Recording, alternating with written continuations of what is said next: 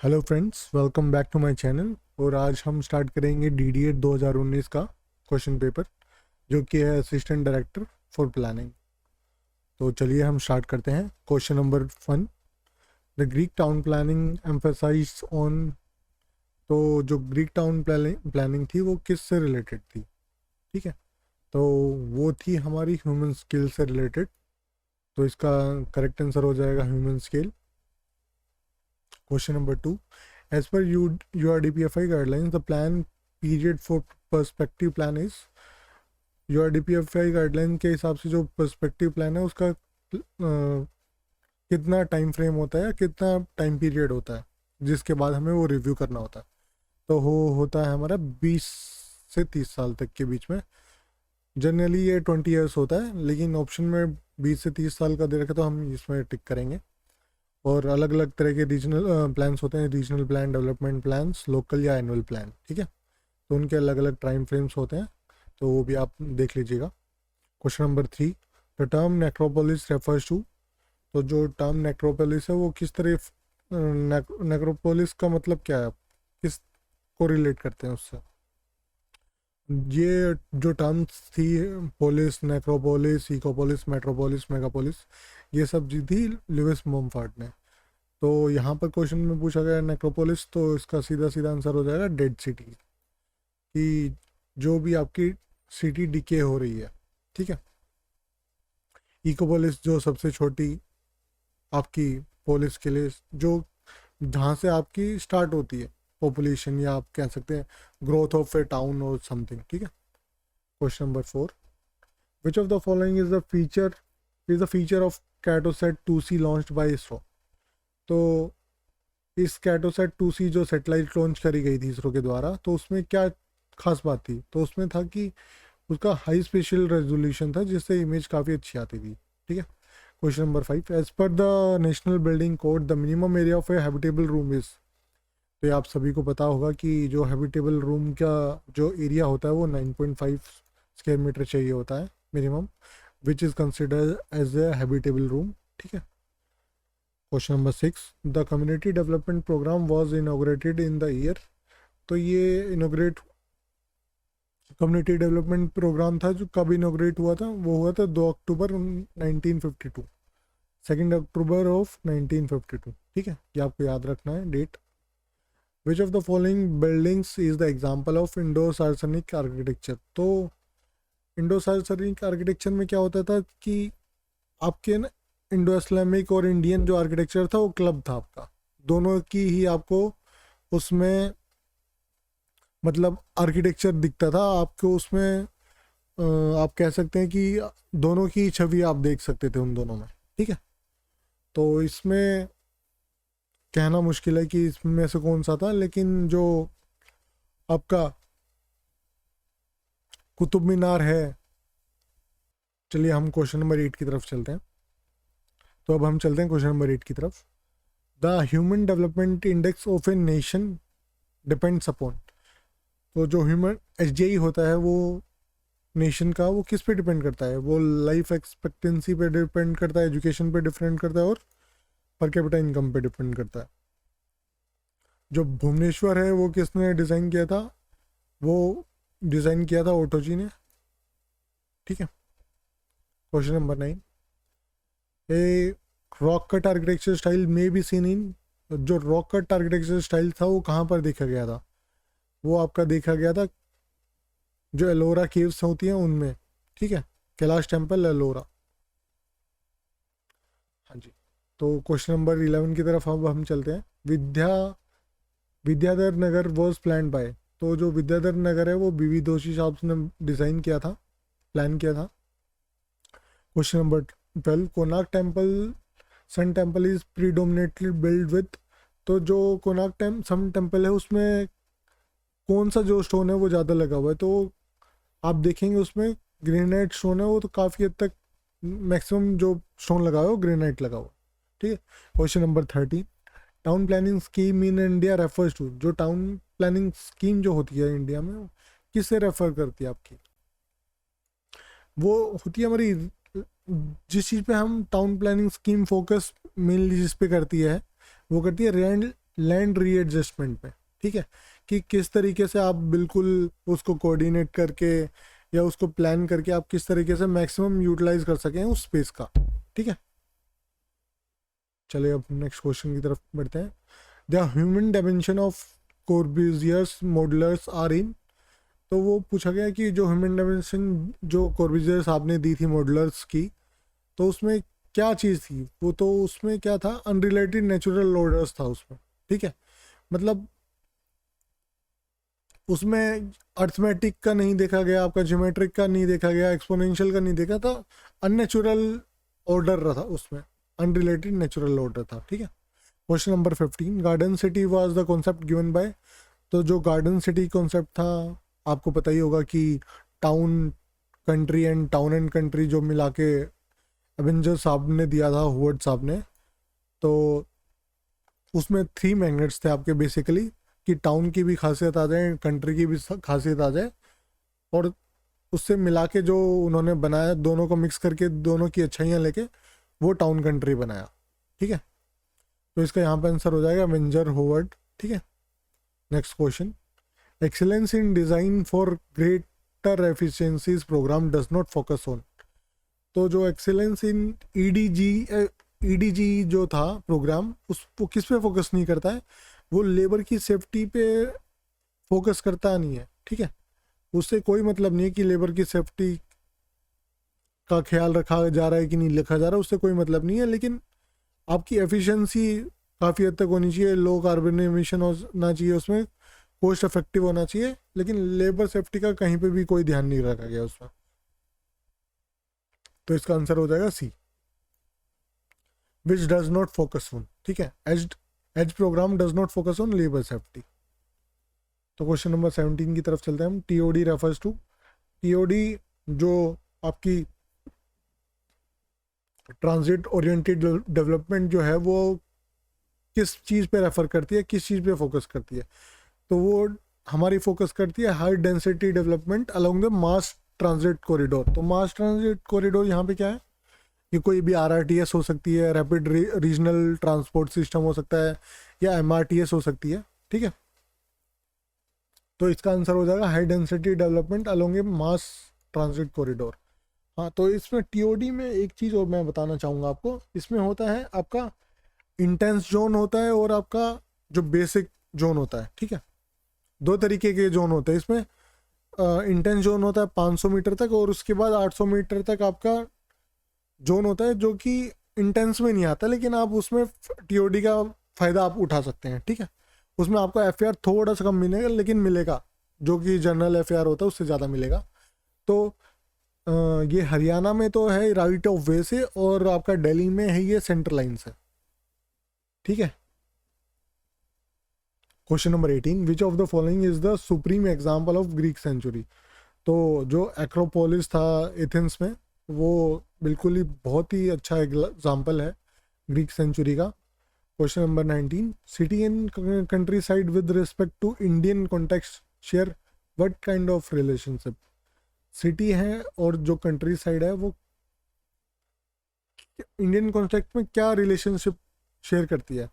ये क्या करते हैं कि ओनली वन इज बेनिफिटेड, जो कंट्री साइड जो आपके गांव वगैरह होते हैं, उन आपको अधिकतर जो फायदा होता है वो गांव की तरफ ज़्यादा होता है सिटीज़ के मुकाबले, ठीक है। विच of the following is the correct timeline in ascending order. तो इसमें जो आपका करेक्ट टाइमलाइन वो है आपका पैलियोलिथिक, मेसोलिथिक, नियोलिथिक, और फिर उसके बाद ब्रॉन्ज एज, ठीक है। Question number 21, greenfield development is a kind of development where area is. तो आपकी जो है ना, इसमें 2-3 तरीके की डेवलपमेंट होती है आपकी, ठीक है। इसमें क्या क्या आती है आपकी, एक तो आती है ग्रीन फील्ड डेवलपमेंट आती है, रेट्रोफिटिंग आती है, और एक रीडेवलपमेंट आती है, ठीक है। तो मैं आपकी सबसे छोटी से स्टार्ट करना चाहूँगा। रीडेवलपमेंट होता है जब आपको बस 50 एकड़ से थोड़ा सा ज़्यादा या उसके आसपास आपको डेवलप करना हो, या 50, 100, 150 इसके आसपास जो अगर आपको डेवलपमेंट करनी है, तो उसे आप रीडेवलपमेंट में होगा, ठीक है। ग्रीन फील्ड डेवलपमेंट क्या होता है, उसमें आपको जब 250 एकड़ के आसपास का आपको प्लानिंग करनी हो, या अफोर्डेबल हाउसिंग कुछ भी लानी हो, अगर जैसे ही आप 250 एकड़ के आसपास आ जाते हो तो वो आपका किस में आ जाएगा, ग्रीन फील्ड में आ जाएगा। और रेट्रोफिटिंग में होता है जब आपका 500 एकड़ से भी ज़्यादा आपका एरिया हो तो, ठीक है। तो उसमें क्या होता है, जो एग्जिस्टिंग वाले होते हैं उनमें भी काफ़ी इम्पैक्ट पड़ता है, तो उसका भी आपको ध्यान रख के चलना पड़ता है, ठीक है।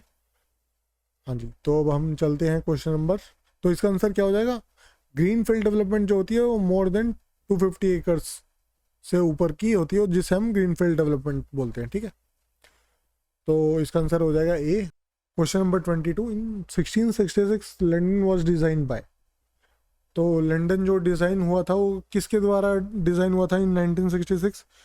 आपको पता हो तो वहाँ वहाँ पे काफ़ी दिक्कतें आ गई थी 17th सेंचुरी में ना, लंदन में। तो उस टाइम पे आर्किटेक्ट थे हमारे क्रिस्टोफर रेन, उन्होंने डिज़ाइन किया था, ठीक है।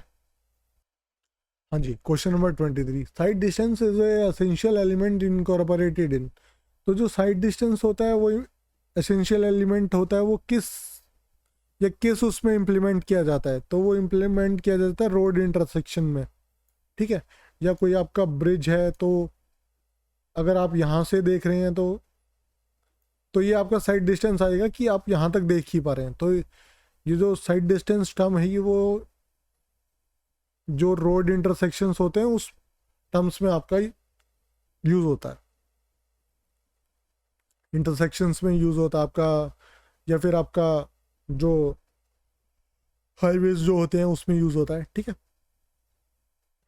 Question number 24, the urban form of Jaipur in Rajasthan refers to. तो जो उसमें अर्बन फॉर्म है जयपुर की वो किस उसमें होती है? तो वो है ये प्रस्तारा। प्रस्तारा की फॉर्म जो है वो आपकी जयपुर को डिपिक्ट करती है। Question number 25, the delay in transferring of heat from outside to inside is known as. तो ये आपको पता होगा कि इसको बोलते हैं थर्मल लैग।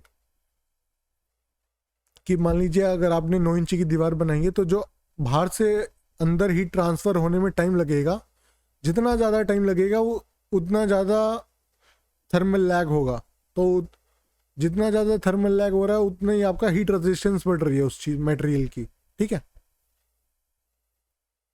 उतनी ज़्यादा अच्छी है अगर आप उसको गर्मी या सर्दी में बना रहे हैं। तो आपने देखा होगा कि जो काफ़ी जहाँ पे गर्मी ज़्यादा होती है तो वहाँ पे थिक वॉल्स बनती है, इसलिए बनती है ताकि थर्मल लैग ज़्यादा से ज़्यादा हो, ठीक है, अंदर तक बाहर की हीट आ ही ना पाए। Question number 26, which of the following is the best roof system for minimising the wind resistance.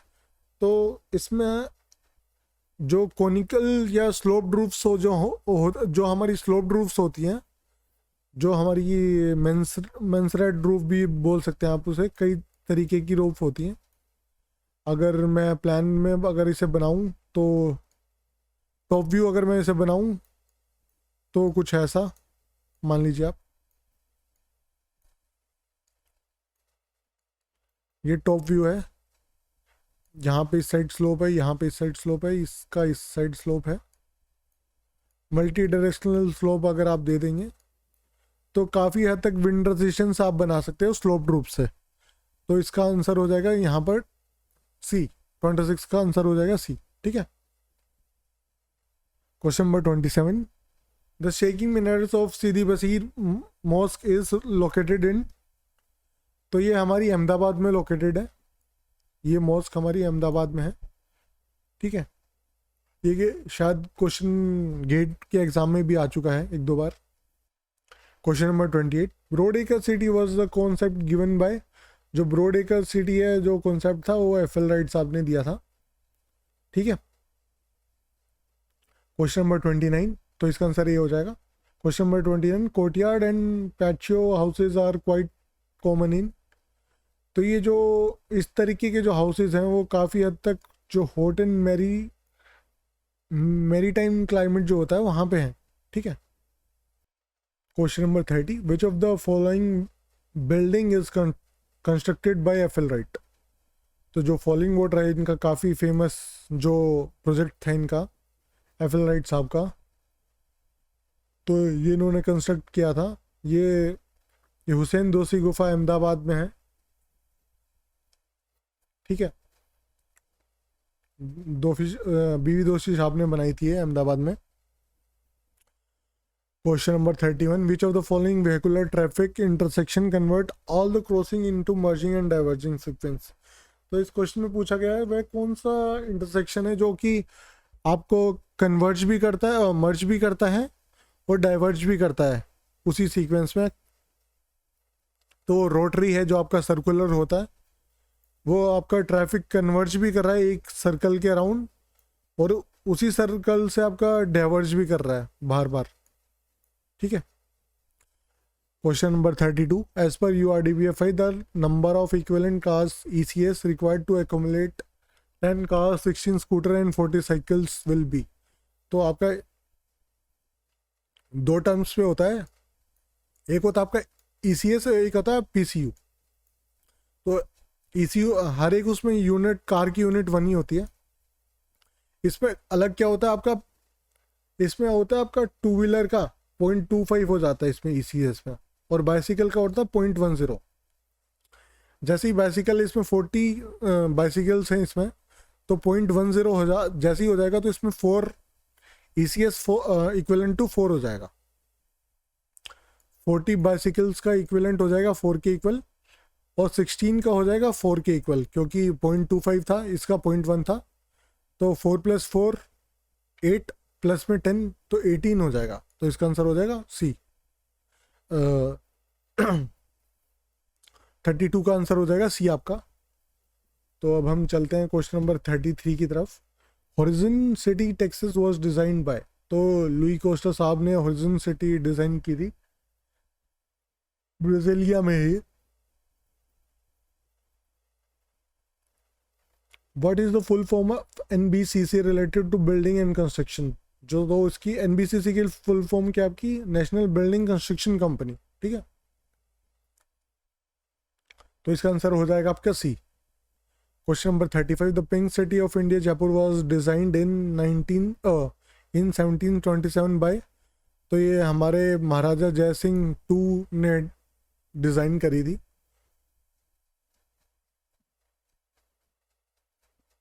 Question number 36, हुडको was incorporated in the year 1970। 1970 में ऑन अप्रैल 25 1970 ये इनकॉर्पोरेटेड हुई थी कंपनी हुडको। तो question number 37, Guggenheim museum in Bilbao is an example of. तो ये डीकंस्ट्रक्शनिज्म का एग्जाम्पल है ये म्यूजियम आपका, जो कि बिल्बो में है। Question number 38, which architect is known for low cost housing. तो जो लॉरी बेकर साहब हैं वो लो कॉस्ट हाउसिंग के लिए जाने जाते हैं। ठीक है। Question number 39, Gothic architecture style as building was first noticed in. तो गॉथिक आर्किटेक्चर स्टाइल कहाँ पे सबसे पहले नोटिस किया गया था, वो फ्रांस में नोटिस किया गया था। तेल अवीव इन इजराइल वाज डिजाइन बाय। तो ये जो डिज़ाइन किया था पैट्रिक गेदिस साहब ने किया था। Question number 41, agora of Athens was made as a. दो अगोरा जो एथेंस का डिज़ाइन किया गया था वो सिविक सेंटर के तौर पे डिज़ाइन किया गया था। ठीक है, ताकि कोई भी लोग आके अपनी सोशल या पॉलिटिकल एक्टिविटीज़ को रन कर सकें। पॉलिटिकल भी हो सकती थी, सोशल भी हो सकती थी आपकी वहाँ पे। ठीक है। Question number 42, in land use practice in India which colour denotes the transportation. तो जो ट्रांसपोर्टेशन के लिए हम कलर यूज़ करते हैं वो ग्रे यूज़ करते हैं। Question number 43, the comprehensive strength of M25 concrete is 25 Newton पर स्क्वायर mm। ठीक है। विच of the following is the perfect example of first Romanesque. तो जो सेंट मैरिन डी कैनियोगू है, जो वो एक पहला एग्जाम्पल था आपका रोमनस, फर्स्ट रोमनस का। Question number 45, in land use practice in India which colour denotes residential building. तो जो आपकी येलो बिल्डिंग है वो आपकी रेजिडेंशियल को डिपिक्ट करती हैं। Question number 46, which who design Kanchenjunga apartment in Mumbai. तो जो चार्ल्स कोरिया साहब थे उन्होंने कंचनजंगा अपार्टमेंट्स को डिज़ाइन किया था, जो उनकी बैल्कनी है वो डबल हाइट है, इमेजेस में भी आप देख पाएंगे। Question number 47, housing finance institute in private sector is, तो जो HDFC है आपका, वो है जो हाउसिंग फाइनेंस इंस्टीट्यूट है HDFC, वो प्राइवेट सेक्टर में है आपका, ठीक है। Question number 48, the study of special factor in face to face interpretation is known as, तो उसको प्रोक्सिमिस बोलते हैं, प्रोक्सिमिसिस, ठीक है। The question number 49, gopuram is the element which refers to, तो ये होता है आपका gateway. Gopuram is the type of gateway, तो जो भी टेम्पल के बाहर जो आपको एक बड़ा सा स्ट्रक्चर ऐसा मिलता है,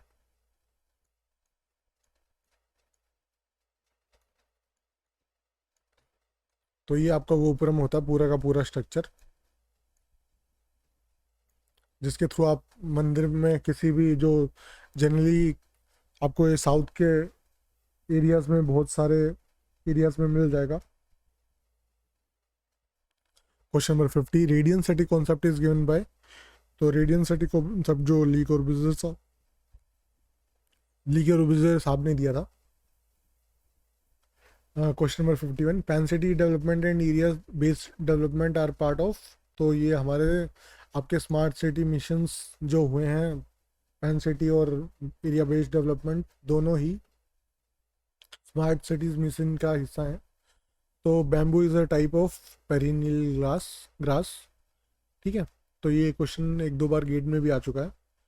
question number 53, optical correction are seen in, तो ये हमारे गॉथिक आर्किटेक्चर, ग्रीक आर्किटेक्चर में काफ़ी देखे गए हैं, जो उन्होंने पार्थिनोन में भी उन्होंने अपना यूज़ किया गया है उनका ऑप्टिकल करेक्शन, क्योंकि अगर आप सामने से देखेंगे तो अगर उन्होंने करेक्शन नहीं किया होता तो आपको वो थोड़ा वाइड लगता ऊपर से और नीचे से छोटा लगता।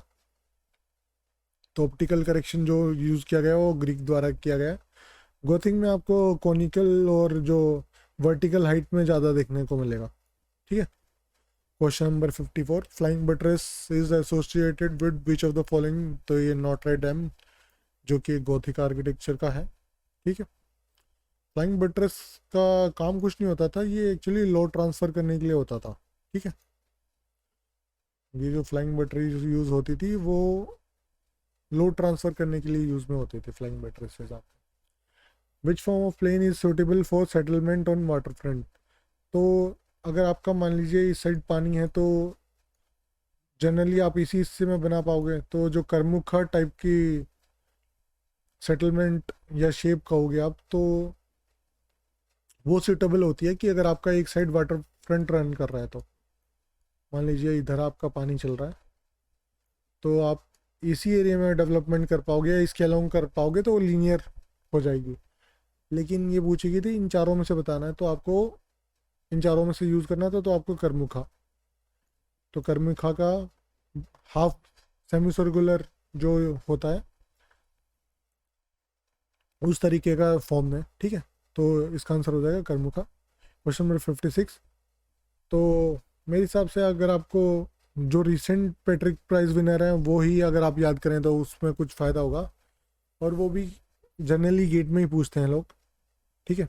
गेट में ही पूछा जाता है जनरली आपसे, तो बस आप ये याद कर लीजिए जो कि इंडियन एक ही आर्किटेक्ट हैं जिन्हें अभी तक पैट्रिक प्राइज मिला है, और वो हैं विविधोसी साहब। इनको मिला था 2018 में, ठीक है। रिसेंटली आप याद कर सकते हैं। Question number 57, Vidhan Bhavan Bhopal was design by Charles Korea is based on, जो विधान भवन था भोपाल में वो किस फॉर्मेट पे या किस तरीके से चार्ल्स कोरिया साहब ने डिज़ाइन किया है, तो वो 9 स्क्वायर मंडला में उन्होंने डिज़ाइन किया था, ठीक है। Question number 58, in a room in hot dry climate the minimum aggregate area of opening, दो जो आपकी खिड़की दरवाज़ों की ओपनिंग है, जो आपकी खिड़कियों की ओपनिंग है वो मिनिमम कितनी होनी चाहिए, क्योंकि इन्होंने साफ तौर पे लिखा हुआ है कि डोर शुड बी एक्सक्लूडेड, तो वो होनी चाहिए 1:10 ऑफ द फ्लोर एरिया। तो जो कि अगर मान लीजिए आपका फ्लोर एरिया 100 स्क्वायर फीट है, तो उसमें आपको 10 स्क्वायर फीट की आपको विंडो देनी पड़ेगी, ओपनिंग देनी पड़ेगी in hot and dry climate में, ताकि आप इजी फील कर पाए उसमें, ठीक है। Question number 59, Sumit curve is a term associated with और डिज़ाइन ऑफ। तो जो सुमित कर्व होता है वो रोड एंड फ्लाईओवर्स में यूज़ होता है जनरली आपका, जो मैं आपको बता रहा था थोड़ी देर पहले। क्वेश्चन नंबर 60 पे हम आ जाए। Question number 60, the minimum area of the combined bath and WC as specified by NBC in India are. तो इसका आंसर हो जाएगा 2.8 स्क्वायर मीटर चाहिए होता है, जो अगर आप कंबाइन करते हैं तो, ठीक है। हैबिटेबल रूम का 9.5 स्क्वायर मीटर जब चाहिए होता है अगर आपका 50 स्क्वायर मीटर से बड़ा है रूम। तो अगर कहीं पे बताया नहीं गया कि आपको मिनिमम इस प्लॉट के लिए चाहिए, तो जनरली आप 9.5 स्क्वायर मीटर ही टिक करेंगे, ठीक है। और अगर आपको कंबाइंड डब्ल्यूसी और बाथ टब के बारे में पूछा गया है तो 2.8, अगर आपको इंडिविजुअल पूछा गया तो 1.8 बाथरूम के लिए चाहिए होता है, डब्ल्यूसी के लिए 1.10 चाहिए होता है, ठीक है। क्वेश्चन नंबर 61 पे हम पहुंच गए यहाँ पर। इस्लामाबाद वॉज डिज़ाइन बाय, तो इस्लामाबाद डिज़ाइन किया गया था सीवी डॉक्सरडियस साहब ने। Which of the following is not at all incorporated in solid waste management. तो जो फ्लोकुलेशन होती है इन सब में, वो इसमें बिल्कुल भी सॉलिड वेस्ट मैनेजमेंट या ट्रीटमेंट में बिल्कुल भी यूज़ नहीं की जाती है, ठीक है। Question number 63, the greatest distance to the nearest town occurs in. तो इनमें पूछा गया है कि जो बिल्कुल पास पास टाउन होंगे, ऐसा कब होगा जब आपके बिल्कुल पास पास टाउन में भी बहुत दूर डिस्टेंस होगा। तो ये जब होगा जब आप पहाड़ों में घर बना रहे हैं, क्योंकि पहाड़ों का रास्ता कैसा होता है आपका जिगजैग वे में होता है, और आपको ट्रैवल टाइम जो हो जाएगा वो बढ़ जाएगा, क्योंकि डिस्टेंस आपका बढ़ गया है। आप सीधा पहाड़ों के थ्रू अगर आप बनाएंगे तो इकोनॉमिकल नहीं होगा वो, ठीक है। Question number 64, the ratio of town area to the agriculture as per the Sir Ebenezer Howard in garden city concept is 1:5। तो इनका था 32। मैं आपको बता दूं, पॉपुलेशन जो थी वो 32,000 थी, एग्रीकल्चर जो लैंड था वो 5,000 एकड़ था, और जो सिटी का एकड़ का लैंड था वो 1,000 था, ठीक है। तो 1:5 के रेशियो में इन्होंने डिवाइड किया हुआ था। Which of the following program was replaced by AMRUT. तो जो हमारी JNNURM की स्कीम है वो उन्होंने उस स्कीम ने अमृत को रिप्लेस कर लिया है, ठीक है।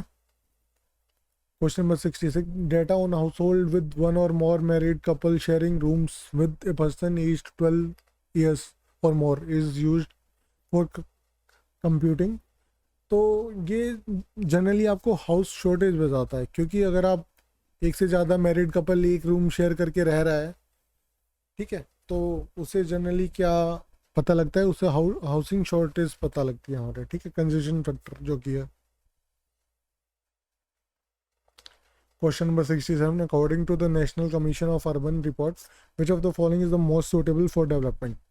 तो जो NCU जो नेशनल कमीशन ऑफ अर्बन है उसकी रिपोर्ट के मुताबिक कौन सा सूटेबल होता है डेवलपमेंट के लिए, तो वो होता है low rise and high density, low rise and high density for development, ठीक है। तो इसका आंसर ये हो जाएगा। Question number 68, the term cohort refer to. तो ये कुछ नहीं होता, कि ये होता है आपका कोहोरेट चार्ट, जो आपने देखा होगा कोहोरेट चार्ट, इसमें पिरामिड टाइप के बने होते हैं आपके, ठीक है। अगर आप जब आप क्लब करते हैं किसी भी अगर आप एक स्पेसिफिक रेंज को आप क्लब करते हैं पीपल की एज के हिसाब से, तो मेल और फीमेल में, तो जो भी पिरामिड टाइप का स्ट्रक्चर बनेगा आपका ईयर वाइज, जो भी आपका एज वाइज बनेगा, उसको कोहोरेट चार्ट बोलते हैं, ठीक है। वो स्टडी किन की होती है, वो group of people aggregated by one or more specific characteristics.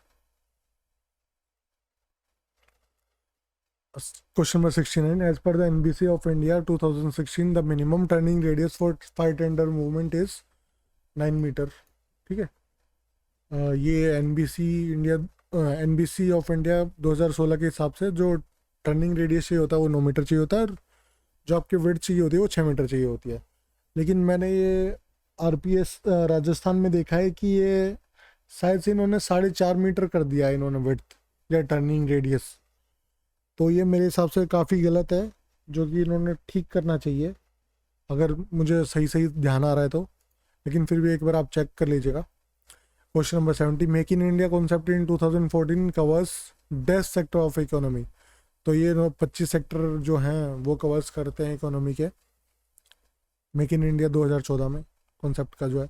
Laces bore was propagated bye, तो रॉबर्ट वेंचुरी साहब जो थे उन्होंने लेसिस बोर दिया था। और आपका क्वेश्चन नंबर 70, मिस वेंडर साहब ने लेसिस मोर दिया था जहाँ तक मुझे याद आ रहा है। इन land use practice in India which colour denotes park playgrounds and open spaces. तो जो आपका ग्रीन कलर है वो आपका पार्क प्लेग्राउंड्स और ओपन स्पेसेस को डिपिक्ट करता है, डार्क ग्रीन आपका फॉरेस्ट को करता है। PMAY for implementing, question number 73, PMAY for implementing housing for all missions by government of India has a term working between. तो ये 2015 से 2022 तक का हमारा टारगेट था PMAY के हिसाब से, ताकि सबको हाउसिंग फॉर ऑल प्रोवाइड कराई जाए, सबको सबके पास रहने के लिए घर हो। लेकिन जहाँ तक ये शिफ्ट हो जाएगा कोरोना की वजह से। Question number 74, eco skyscraper concept was given by. तो ये जो कैन यंग साहब थे इन्होंने इको स्काई स्क्रैपर का कॉन्सेप्ट दिया था। Question number 75, bid rent theory is what is it, what is the main objective of bid rent theory. तो इसका मेन ऑब्जेक्टिव जो मतलब जो कॉन्सेप्ट था, जियोग्राफिकल इकोनॉमिक थ्योरी थी है कि अगर आपकी जैसे ही आप मार्केट प्लेस से थोड़ा थोड़ा दूर आने लगोगे आपका रेंट जो होगा घटने लग जाएगा। कमर्शियल स्पेस, ये ग्राफ दिखा रहा है यहाँ पे इसमें आपको समझ भी आ जाएगा ग्राफ के हिसाब से। Question number 76, which of the following is a method of control survey in which a network of triangle is use. तो ये ट्रायंगुलेशन एक मेथड होता है जो कि यूज़ किया जाता है जब जहाँ पे नेटवर्क्स ऑफ ट्रायंगल यूज़ करा जाते हैं, ठीक है। Question number 77, in land use practice in India which colour denotes industrial buildings. तो जो वॉलेट कलर होता है वो इंडस्ट्रियल बिल्डिंग्स को डिपिक्ट करता है हमारा। तो question number 78, government of India HRIDAY stands for. तो हृदय क्या होता है, HRIDAY city development and augmentation Yojana. Question number 79, according to the UN one of the component for measuring inclusive growth is. तो इसमें फिजिकल इंफ्रास्ट्रक्चर भी आ जाता है, एजुकेशन भी आ जाती है और इकोनॉमिक वेलबींग भी आ जाता है आपका। तो इसमें सारे पार्ट कवर हो जाएंगे, तो आंसर हो जाएगा डी। आपका क्वेश्चन नंबर 80 पे आ गया हम, spatial connectedness in GIS refer to. तो टोपोलॉजी से रेफर्स करती है हमारी सीधी सीधी ये। उसमें क्या होता है, हम पॉइंट्स, लाइन और पॉलीगन की फॉर्म से हम ज्योमेट्री को डिपिक्ट करते हैं। क्वेश्चन नंबर चलो मेरे हिसाब से ये आपके एप्टीट्यूड्स वाले क्वेश्चन आ गए। मैं इनमें आपका टाइम वेस्ट नहीं करना चाहूँगा, ये आप देख सकते हैं खुद ब खुद। क्योंकि हर बार ये क्वेश्चंस अलग होते हैं तो इनका गो थ्रू करने का मेरे हिसाब से कोई मतलब नहीं है। लेकिन अगर आप इनकी प्रैक्टिस करनी है तो आपको किसी एक स्पेसिफिक बुक से करनी होगी कि जिसमें क्वांट और आपके एप्टीट्यूड के क्वेश्चन या रीजनिंग के आपको क्वेश्चन पेपर मिल जाए। कि अगर आप चाहेंगे कि मैं DDA के अटैम्प्ट करके या RPSC के ही प्रीवियस क्वेश्चन अटैम्प्ट करके मैं इनमें निकाल दूंगा ये एग्ज़ाम, तो ऐसा होने वाला नहीं है। आपको क्या करना होगा, आपको पैटर्न पता लग जाएगा कि ऐसे ऐसे टाइप के क्वेश्चन आते हैं, लेकिन जो इनके आपको क्वेश्चंस के मिलेंगे, वैरायटी मिलेंगी, वो मेरे हिसाब से आपको किसी और बुक से रेफ़र करना पड़ेगा जहाँ पे क्वेश्चन बैंक हो पूरा एक्चुअली ऐसे टाइप्स के क्वेश्चन का। क्योंकि अगर आप इनको अगर आप देख के आप सोचोगे कि आप कर पाओगे तो मैं कहूँगा कि थोड़ा सा मुश्किल होगा, क्योंकि कभी भी रिपीट नहीं होता ऐसे टाइप के क्वेश्चंस। तो मैं फिर भी मतलब एक बार गो थ्रू कर देता हूँ कि पूरा का पूरा क्वेश्चन पेपर हो जाए। बस आप एक बार देख लीजिए कि किस किस टाइप के क्वेश्चंस आते हैं। चलो मैं बता देता हूँ कि ये मिरर, जैसे ये वाला क्वेश्चन मिरर का है, ये आपका पाई चार्ट का क्वेश्चन है कि इतने टाइप्स के आपको इसमें कुछ निकालना होगा कि इस वाली कंपनी ने ऐसा कुछ कुछ किया, इस वाले में आपको इसका सिमिलर या इसका अपोजिट निकालना होगा, सिनोनियम वगैरह, या कुछ भी इसमें जैसे आपको कोई नंबर निकालना है कि अगर आपको इतने बार मल्टीप्लाई कर दोगे, डिवाइड कर दोगे तो, और इसमें आपको यहाँ पे जो सीरीज़ फॉलो हो रही है उस पैटर्न के हिसाब से यहाँ पे क्या आना चाहिए वो निकालना है। और ये बेसिकली ये बहुत मैं कहूँगा कि इसमें आपको गाड़ी का नंबर बताना है कि वो आपको बताना है कि चार पांच बंदे हैं, इन्होंने ये लेटर देखा, दो उनमें से दो बंदों ने ये देखा, तो आपको एनालाइज करना है कि इन सब का मिला के आप क्या हो सकता है उस गाड़ी का नंबर। ठीक है, इसमें आपको बताना है कि how many number of triangles can be formed. तो हालांकि इनकी शॉर्टकट्स भी होती हैं, काफ़ी सारी ट्रिक्स होती हैं जो आप यूट्यूब, किसी भी यूट्यूब चैनल जो कि क्वांट से एप्टीट्यूड का कराता है तो उसमें आप गो थ्रू कर सकते हैं।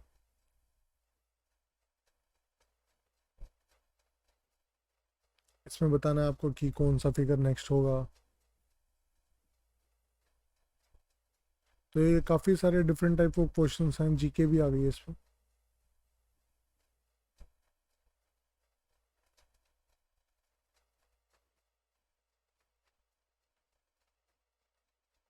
जैसे कि इसमें बताना है कि क्या इसमें ऐड किया जाए कि ये परफेक्ट स्क्वायर बन जाए।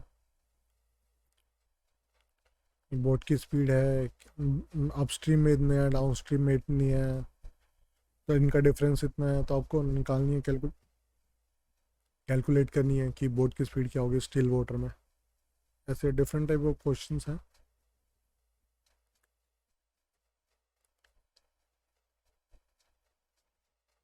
परसेंटेज के क्वेश्चन आ जाएंगे आपके पास, प्रॉफिट लॉस के आ जाएंगे, फैक्टर्स के आ जाएंगे, और मैन वर्क वाले आ जाएंगे कि इतने लोग इतने में करते हैं तो इतने लोग इतने में करेंगे।